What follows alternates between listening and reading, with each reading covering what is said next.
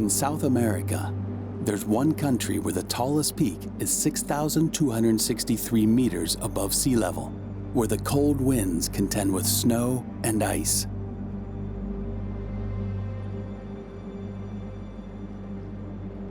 And far below, rising from the mist, lush forest, seemingly endless, home to innumerable animal species.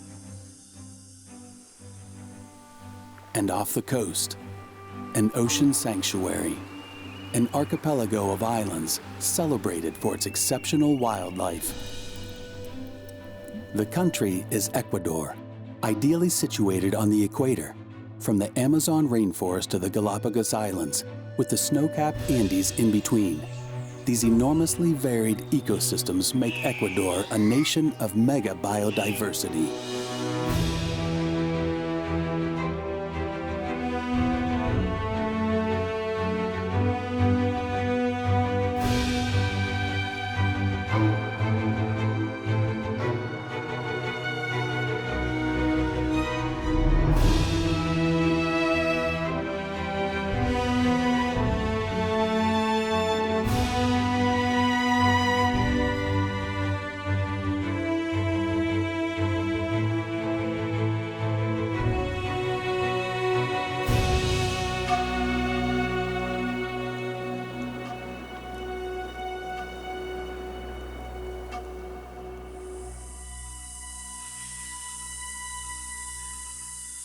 In the eastern part of the country, there's an unending symphony of sounds. The Amazon rainforest is everywhere vibrant with life. This region of the enormous Amazon River basin is considered the planet's richest reserve of plant and animal life. During the great ice ages, untold species took refuge here. Some of them still survive. The Yasuní National Park has the greatest diversity of tree species found anywhere in the world. This lush vegetation is explained largely by the high humidity. The heavy rainfall stagnates over the clay soil, which is relatively impermeable. The scarlet macaw, like other wildlife, can drink just about anywhere, yet they seem to congregate around this small pool of water. This one seems reluctant to fly down to the ground, where it would be vulnerable, especially because many mammal species also drink at this spot. A cat could be lying in wait, hidden in the dense vegetation, ready to spring.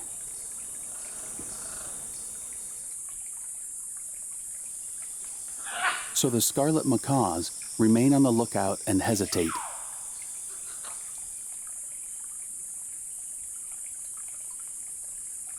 But why do they come here to this tiny clearing when there's ample water everywhere?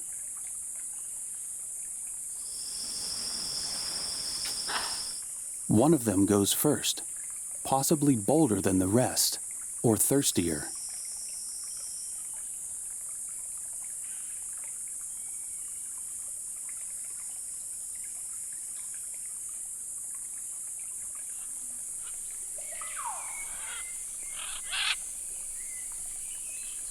Seeing there's no immediate danger, the others follow.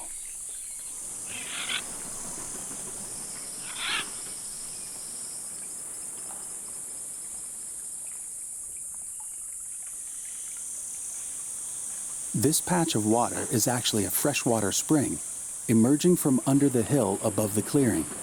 As the rainwater seeps through the soil, it takes on minerals that are essential for health.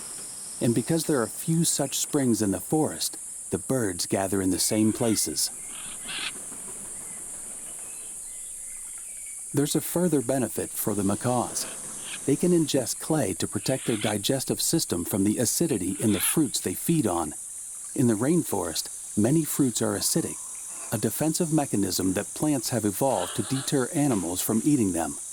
This gives the fruit time to ripen and a better chance to germinate when it's on the ground. But the macaws have overcome that problem. Centuries of experience have taught the macaws the value of clay as a gastric dressing and a way to reduce the effects of the acids in fruits.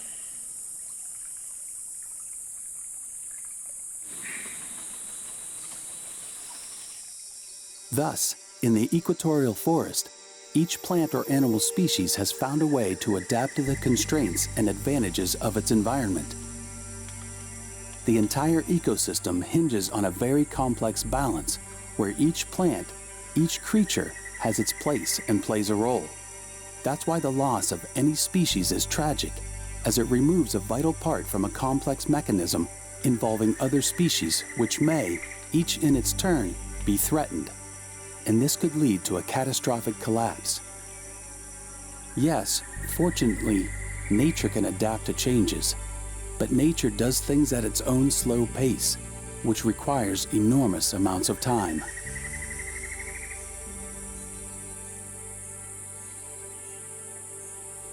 One witness of the exceptionally slow pace of evolution is the hootsen.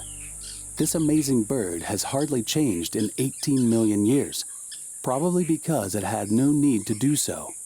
Hootsens are the oldest bird species still alive today.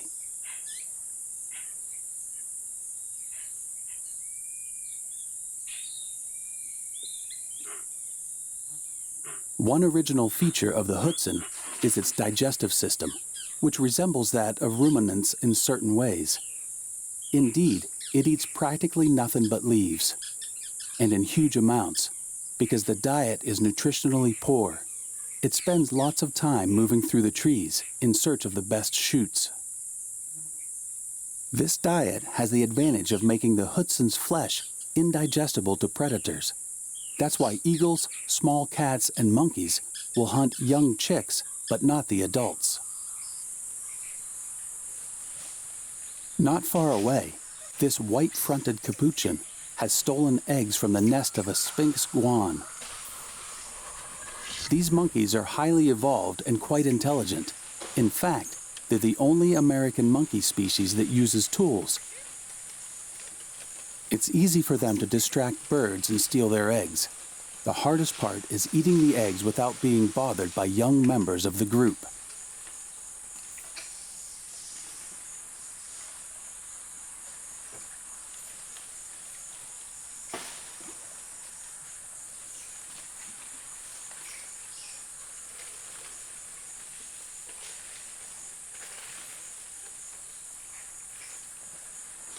Capuchins live in groups of a dozen or more members. There's an alpha couple and a little else in the way of a social hierarchy. Food is abundant, so there's enough for everyone. Capuchins are active during the daytime, moving in search of fruit trees and other foods such as insects and small invertebrates.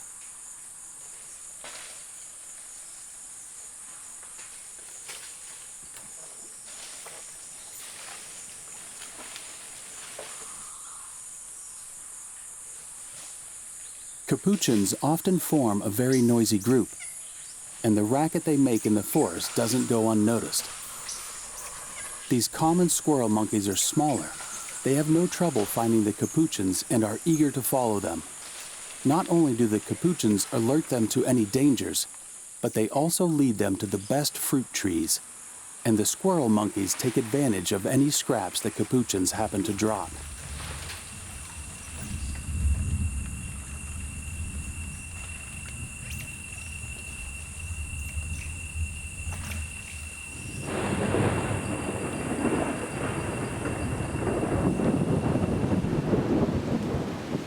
Thunderstorms breaking throughout the day don't often affect the busy common squirrel monkeys. They communicate with high-pitched calls and cries.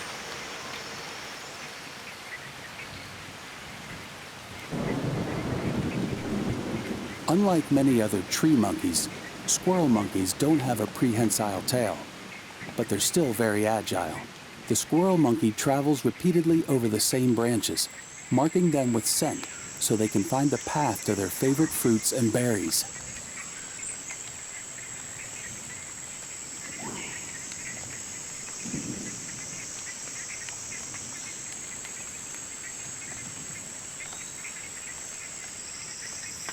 Squirrel monkeys are naturally curious and playful, and they're sometimes captured for the pet trade.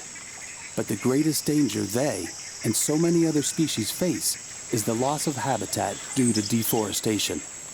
The primary threat in this part of the Amazon is accelerating petroleum exploration and production.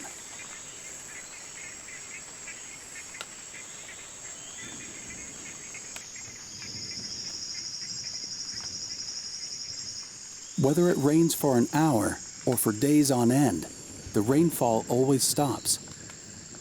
And evaporation immediately begins, replenishing the clouds.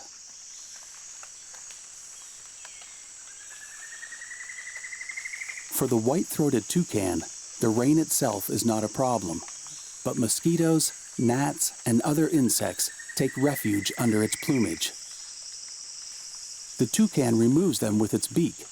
Toucans are primarily fruit eaters, so these insect parasites are just an annoyance.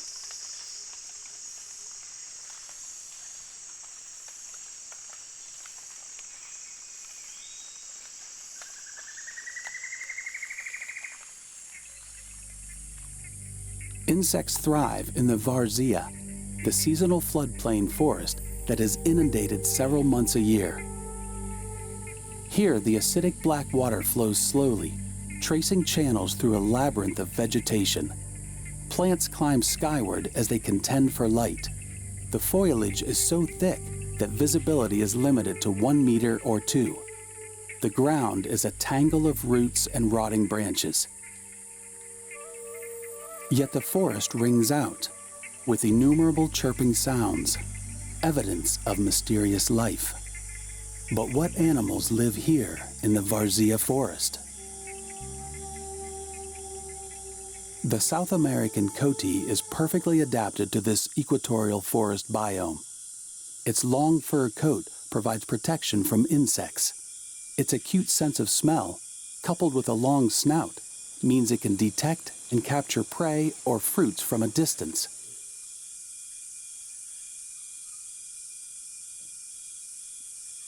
The coati's claws make it an excellent climber.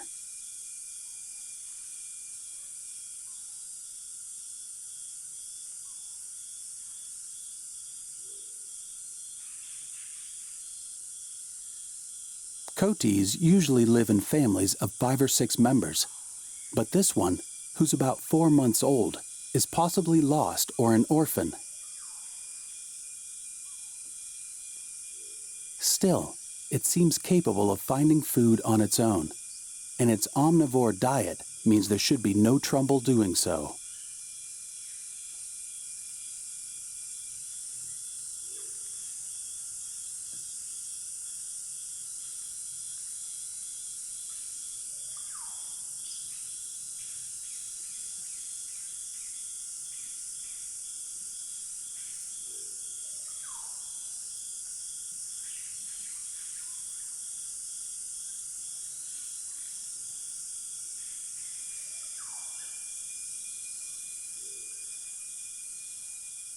But for the time being, it looks like this little coati wants a quiet place to nap, where it will be comfortable without falling.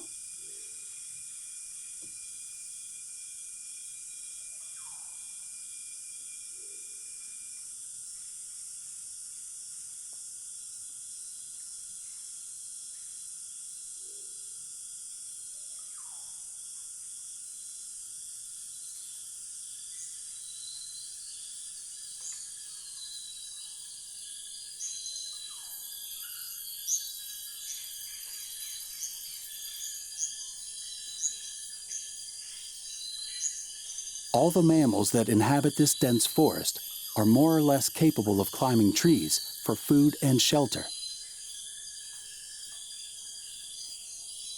These monkeys, Spix's night monkey, show only the tips of their snouts at the end of the day, when they begin to go hunting. These nocturnal primates wait for the sun to set, as their large eyes cannot stand strong light.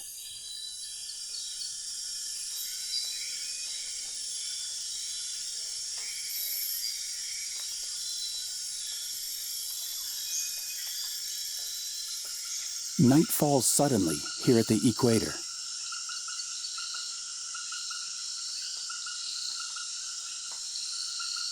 In an hour's time, the active wildlife changes completely as nocturnal species emerge. some because it's the best time to hunt, and others, on the contrary, because they are protected by the darkness. The amblypygi, or whip spider, may look like a frightening cross between a scorpion and a spider, yet it produces no venom and spins no web. Instead, it waits in ambush to catch insects with its pedipalps, which look like feet with claws. Thus, whether predators or prey, the creatures of the night are always on the alert. The least mistake could be fatal.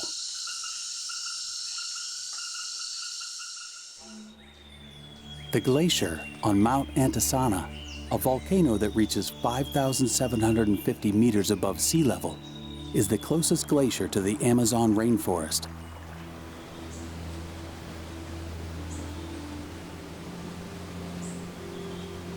The water from rain and melting ice rushes to the foothills of the Andes before flowing into the Napo River. The water then flows slowly eastward into the Amazon and then the Atlantic Ocean. This is a journey of over 5,000 kilometers with some 20 cycles of evaporation and rainfall. Thus, the Andes mountain range, which extends across Ecuador from north to south, is the divide between two watersheds. The rivers that originate on the western slopes flow more swiftly into the Pacific Ocean. The Andes include many active volcanoes, yet the relief is due primarily to mountain building by plate tectonics over the past 70 million years. This has resulted in a stratification of different forest types, ranging from the rainforest in the Amazon basin to other forests as high as 3,500 meters above sea level. Plants have had millions of years to adapt to these changing geological and climate conditions. Many epiphytes have emerged. These are plants grow well above ground level, on branches where they benefit from the constantly humid air. Species that grow in the cloud forest at altitudes over 1,000 meters are very different from species found at lower altitudes that cannot withstand temperature variations or the lack of light. While the sun often shines in the early morning, clouds that form lower on the Amazonian plain rise at midday and darken the sky, justifying the term cloud forest.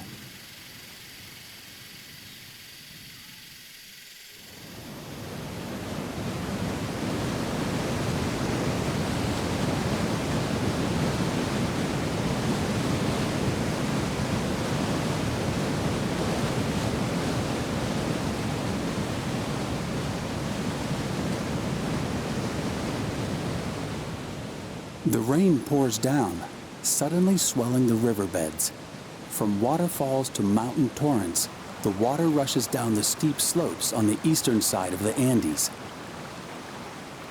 For this pair of torrent ducks, the swift-running water is a means of navigation and a place to catch their food. The female, identifiable by her reddish breast, floats downriver. The male soon realizes that she is no longer in sight.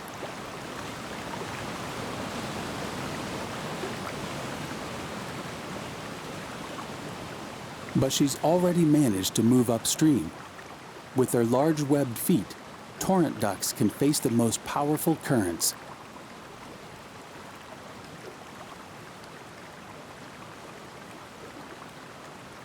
Undaunted by eddies and rocks, they plunge for underwater larvae and small invertebrates.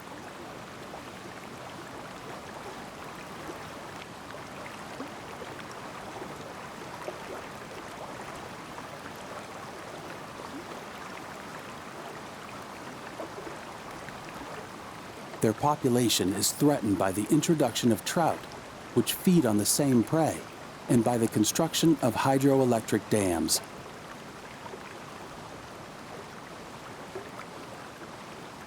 This couple seems to have welcomed the next generation.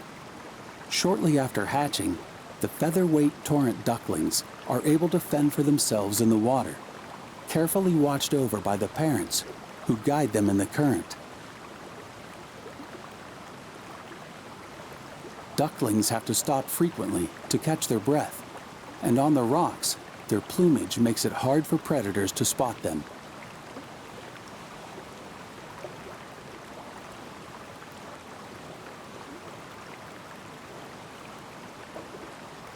As the only birds in this region that can feed underwater, torrent ducks occupy a unique ecological niche. Other species also nest on the shore.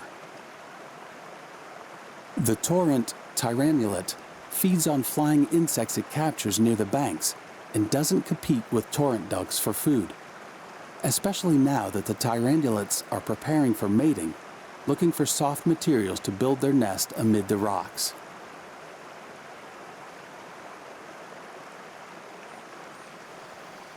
A little further up the riverbank, another bird is building its future home. It's an impressive project, as the nest hangs from a branch and will have to resist the wind. The mountain cacique is an outstanding building engineer, selecting sturdy fibers from the palm leaves.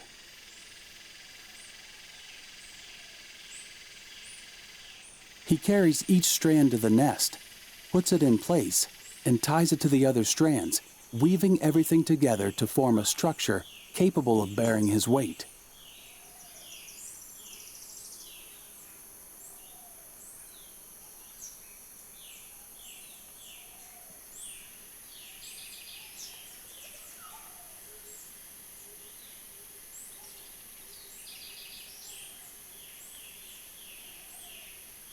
Shuttling back and forth from his nest to the trees, the mountain cacique can build his nest in a single day.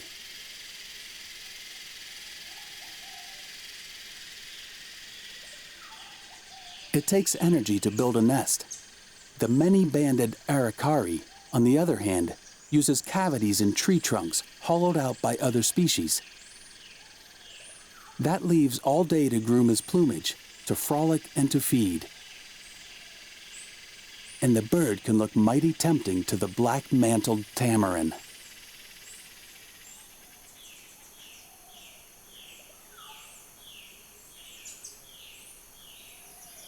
Tamarins are always alert to their surroundings, especially when a slate-colored hawk is perching in the vicinity. For the time being, at least, the hawk doesn't seem to be a danger. Black-mantled tamarins live in small groups. They are sociable creatures and sometimes even follow other species of monkeys or birds to locate fruit trees. And to find their way back, they mark favorite paths and locations with their scent.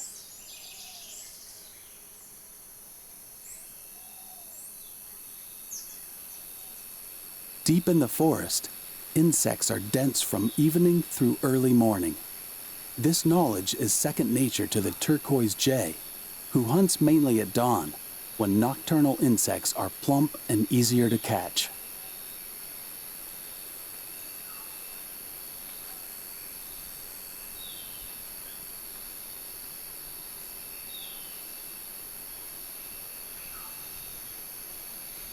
The green jay is another insect eater.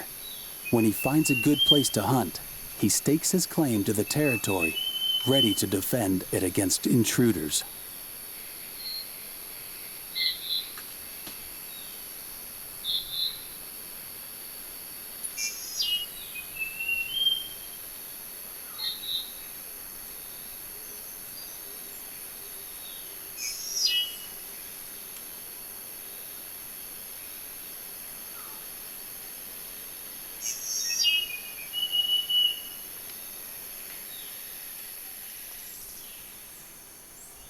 The ochre-breasted Inhabita is a timid bird and seldom leaves the shade of the undergrowth.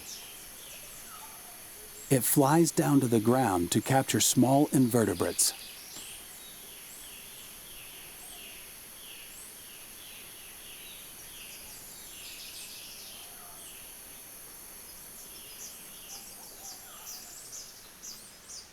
Hummingbirds are not very discreet. They are, however, very small, sometimes measuring less than 10 centimeters, and rarely weighing more than 10 grams. But their constant motion and bright iridescent plumage never go unnoticed.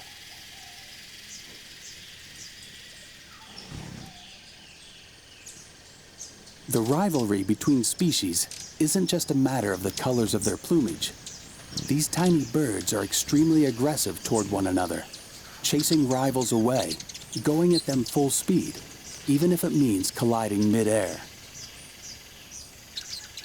All to defend their food sources, generally masses of flowering plants. When a hummingbird rests, it's only for a moment, to recuperate, preen, or simply observe the surroundings.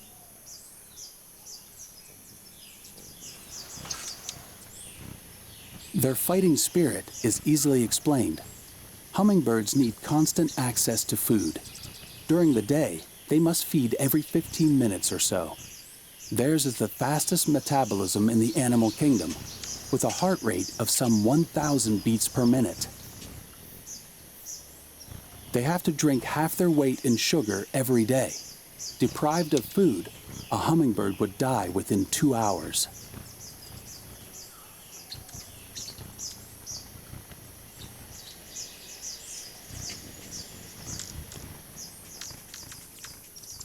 All 132 species of hummingbirds found in Ecuador have developed long beaks that let them extract nectar from flowers with the tip of their tongue. They can do this mid-air, without landing, without damaging the petals. Rubbing their beaks on the pistil of each flower, they play a vital role as pollinators, which is essential for many plants' survival. This is a mutually beneficial arrangement, as are so many in nature.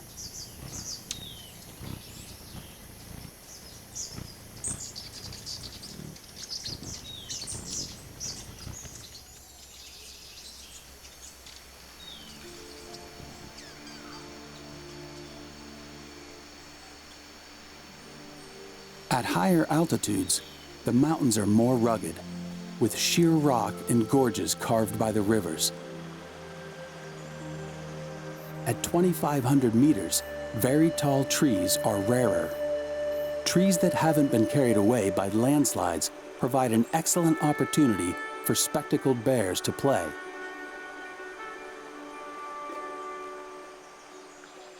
These two spectacled bear cubs are waiting for their mother. They haven't been weaned, so she left them here before seeking food for herself. Here they can play gently and improve their climbing skills. Also called the Andean bear, this is the only bear species native to South America. Unlike North American bears, the spectacled bear is almost exclusively vegetarian and doesn't hibernate because there are no harsh winters here. Spectacled bears spend most of their time in high-altitude meadows at about 4,000 meters above sea level, above the tree line. But for a few weeks, they go down to the cloud forest to feed on the ripening fruit. These are plants the cubs have never seen before. Everything they do is a matter of play, exploration, and physical exercise.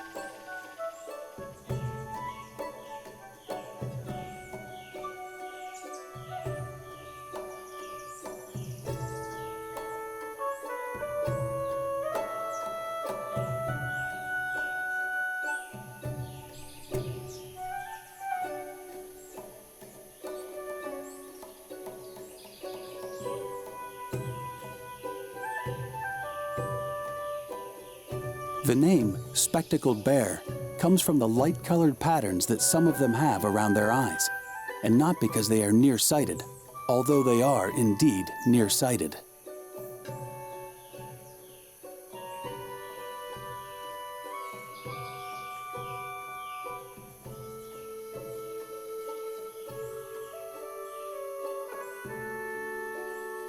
When the cubs are tired, they'll nap on the nest of branches prepared by their mother.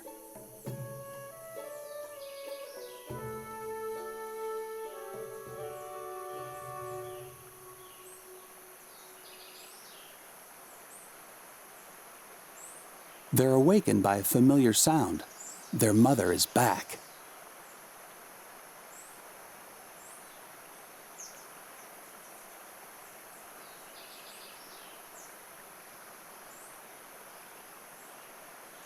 The mother bear has been wearing a radio transmitter collar ever since farmers in the nearby valley caught her eating their corn in a field. They relocated her to a higher altitude and have been tracking her ever since to check that she doesn't return to the farmland. She was very fortunate because in other places, spectacle bears have been killed for doing the same thing. For the time being, her main concern is returning to the nest to nurse her 7-month-old cubs.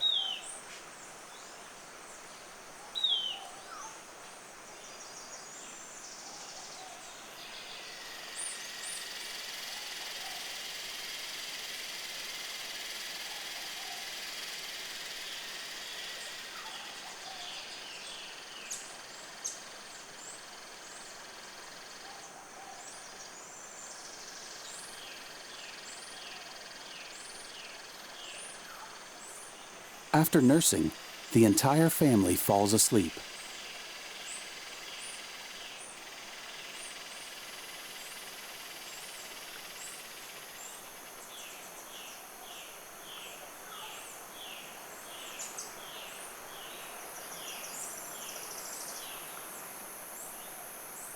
An hour later, the nap is over and it's time to move.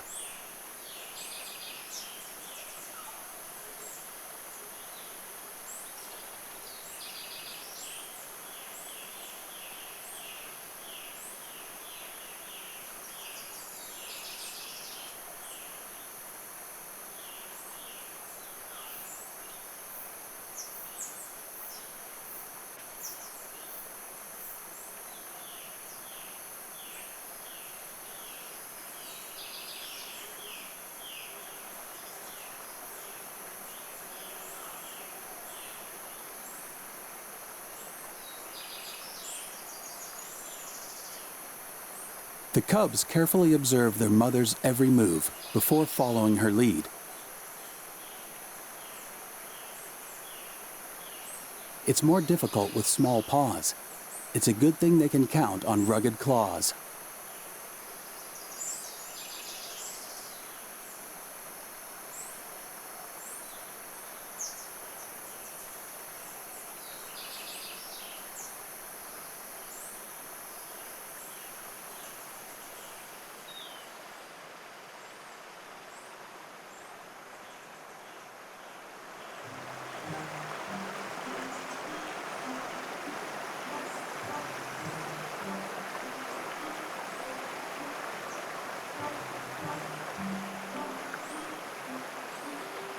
Their mother is leading them to the opposite shore, but when they start to climb, she spots a male bear coming downhill through the scrub, moving in their direction.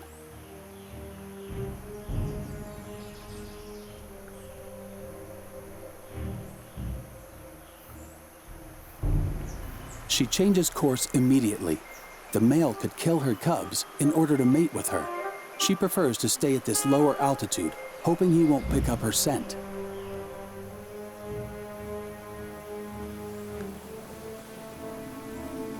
Fortunately, the wind is blowing in the right direction, downhill. Having found nothing of interest, the male goes back up as the family watches attentively.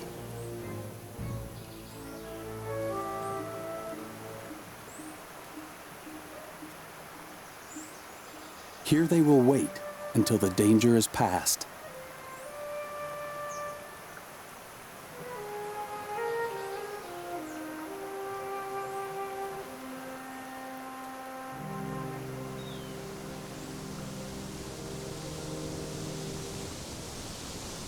The multitude of waterfalls cascading from the cliffs is a sign that there are other untamed places at higher altitudes.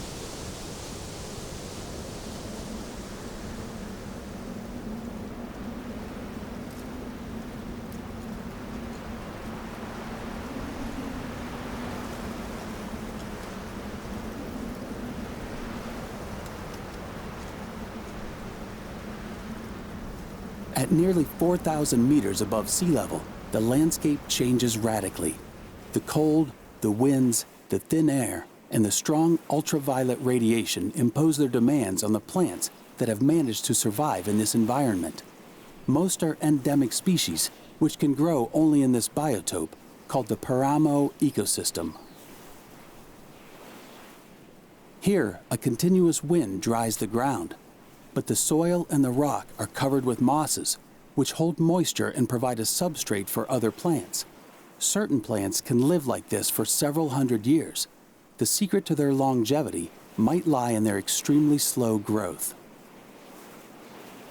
Despite the harsh climate, this environment still hosts a great diversity of plant species, remarkable for their shapes and colors. The lakes and ponds form a series of wetlands that are invaluable to the few bird species that can survive at this altitude.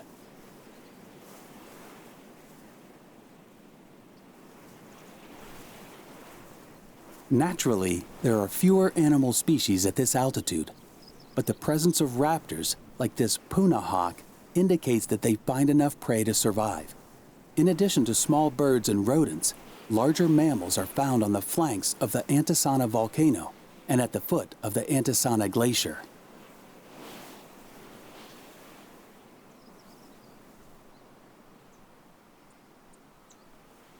The white-tailed deer have also acclimatized to the paramo. They live in small family groups consisting of a dominant male, his harem, and their young offspring. These high isolated valleys provide food and safety. Spectacled bears aren't a danger to adults, and the only threat comes from cougars that are few and far between.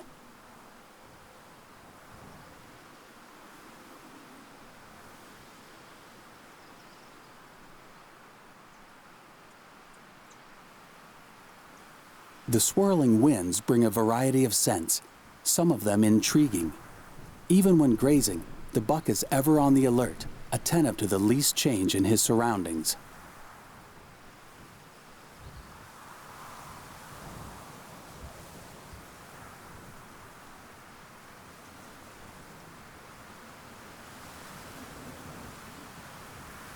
Especially to the scent of blood.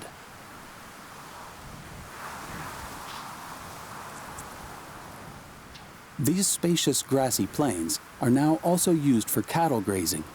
But in this rugged terrain, with its harsh climate, any fall can be fatal. After breaking her bones, this poor cow dragged herself there but died of thirst. In this wild place, one creature's death allows others to survive. Condors have already spotted the carcass. But it's a young carunculated caracara that lands first, before the condors.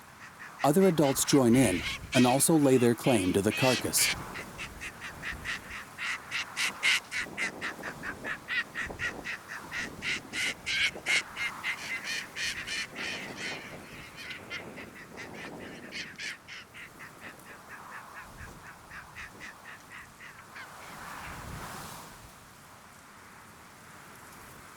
A couple of adult caracaras and two younger birds attack the flesh, preserved by the cold of the night. This is a rare feast for them because, most often, scavengers have to settle for small rodents, amphibians, worms, and insects. They're also capable of digging for seeds. Opportunistic feeding is especially important for the caracaras because food is scarce at this altitude and will thus be fought over. Nothing ever goes to waste in these desolate climes.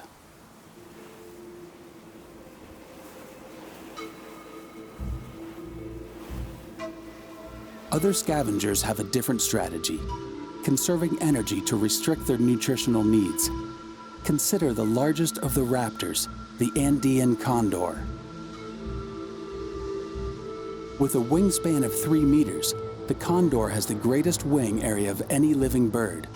Soaring on updrafts, it covers enormous distances. So great is its ability to navigate that it almost never needs to flap its wings. When the condor sleeps, its body temperature falls several degrees.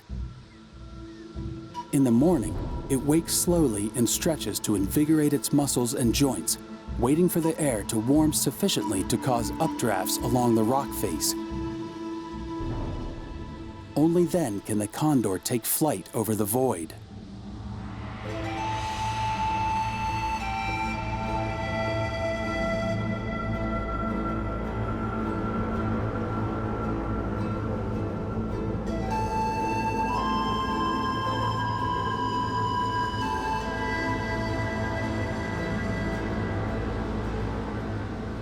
The condor exercises perfect control over flight by directing the primary feathers at the wingtips. It can soar to altitudes of 6,000 meters, cross mountain summits, and seek carrion in distant valleys.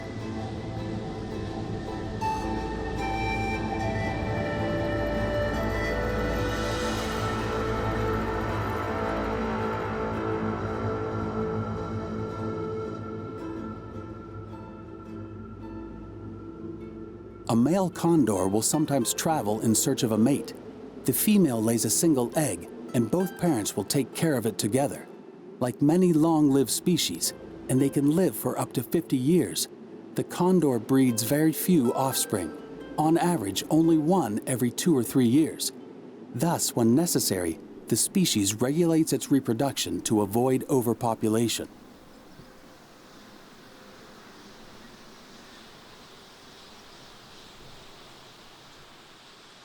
At higher altitudes, nearly 5,000 meters above sea level, begins the realm of eternal ice and snow, where not even the hardiest plants can survive. The cold, the wind, and the thin air prevent any form of perennial life. Glaciers reign in majesty on the volcano peaks.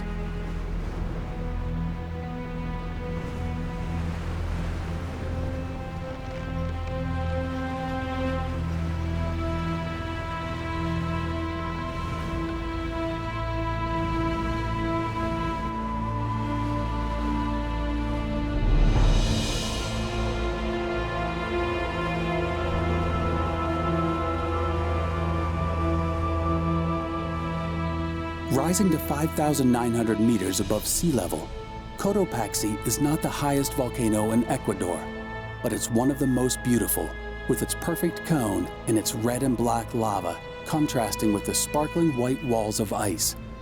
But that's where its danger lies. When the volcano awakens, the Earth's heat melts the glacier. Large blocks break off and water rushes downhill, causing devastating avalanches and mudslides.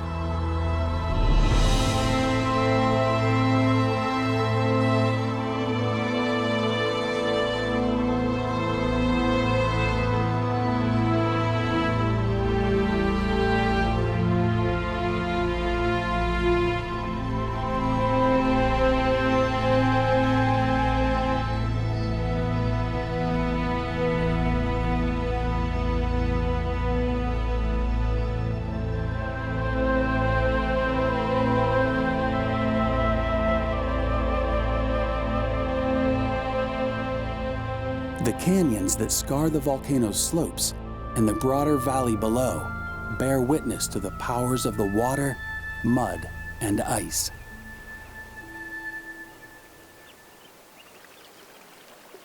The base of the volcano is classified as a natural park, a peaceful sanctuary for wildlife.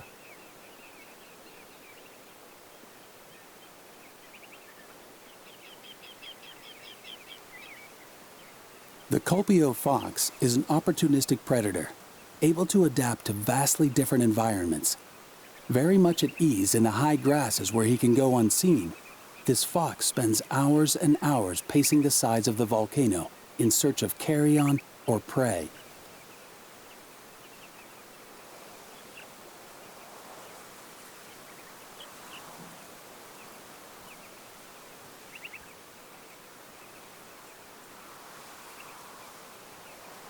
And when he rests in the sun, can we imagine he dreams of the rabbits that form the mainstay of his diet?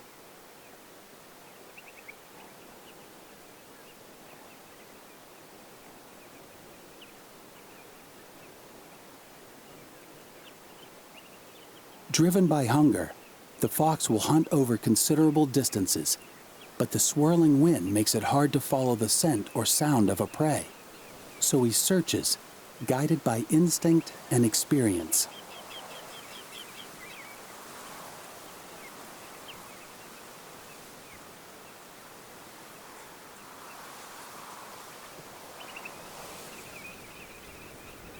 He can track a bird over several kilometers, up to nearly 4,800 meters above sea level.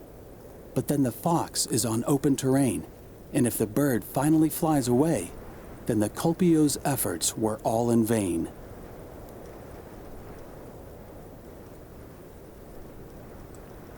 All he can do is catch his breath and try to warm his body in sunlight while the sunlight lasts.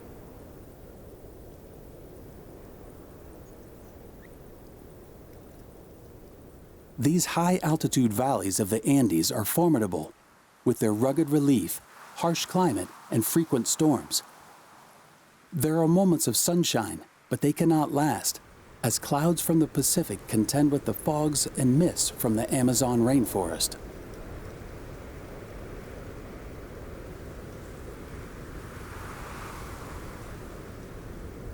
The paramo nevertheless fulfills an important ecological function by storing both carbon and moisture. Global warming could affect the plant life that has taken millions of years to adapt to the cold, and that could not withstand a sudden rise in temperature. The plant species living here help to maintain the moisture balance. Loss of these plants could create a vicious circle of desertification, as moss is replaced by only dust, and animal life, so fragile already, is doomed to disappear. There are indeed a number of unexpected species in these remote places. Several small herds of wild horses thrive at the foot of Cotopaxi. These horses descend from ancestors imported during the Spanish colonization in the 17th century. Horses that escaped from the haciendas where they were used to herd cattle. Horses that fled to these high plateaus protected by the volcano. Over the generations, they have acclimatized, and now they are free to roam these wide open spaces.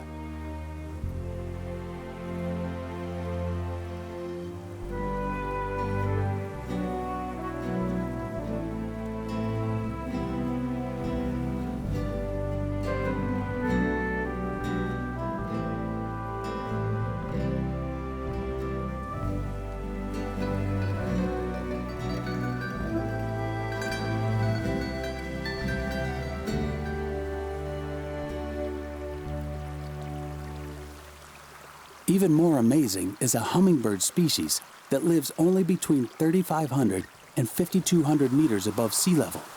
To resist the sub-zero temperatures at night, the Ecuadorian hill star enters into a torpor, close to a state of hibernation before slowly re-emerging each morning.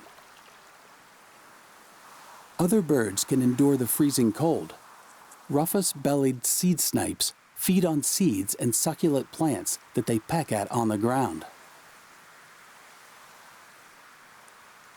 Vicuñas can survive the cold with their excellent wool coats, with fibers as fine and warm as its domesticated cousin, the alpaca. While native to Peru and Bolivia, the vicuña was introduced to Ecuador in the late 1970s. Since then, the population has gradually multiplied, as its only predators are cougars, which are rare, and foxes. Vicuñas live in small family groups consisting of an adult male, a number of females, and their offspring under a year and a half old.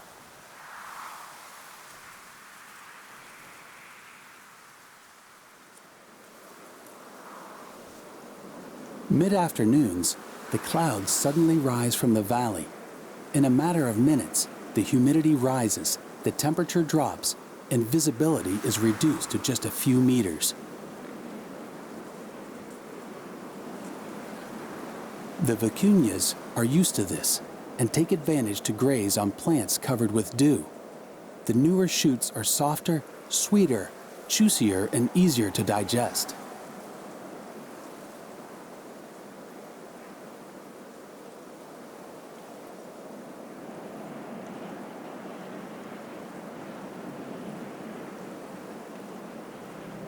The persistent wind finally drives away the cloud cover, revealing the summit of Chimborazo, the highest volcano in Ecuador.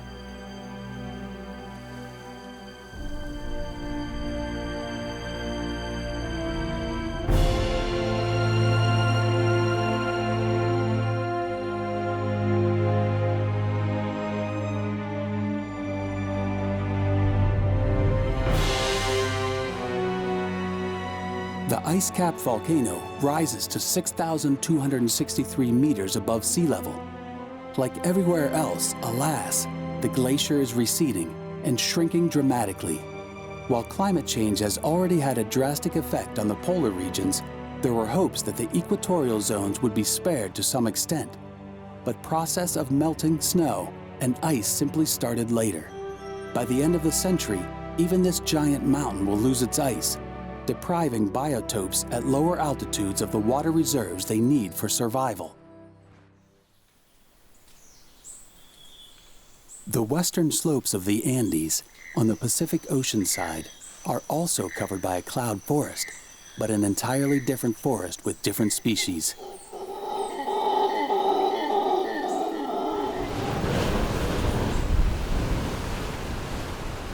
And there are even greater differences in species in the westernmost region of Ecuador, 1,000 kilometers off the coast, the fabulous Galapagos Islands.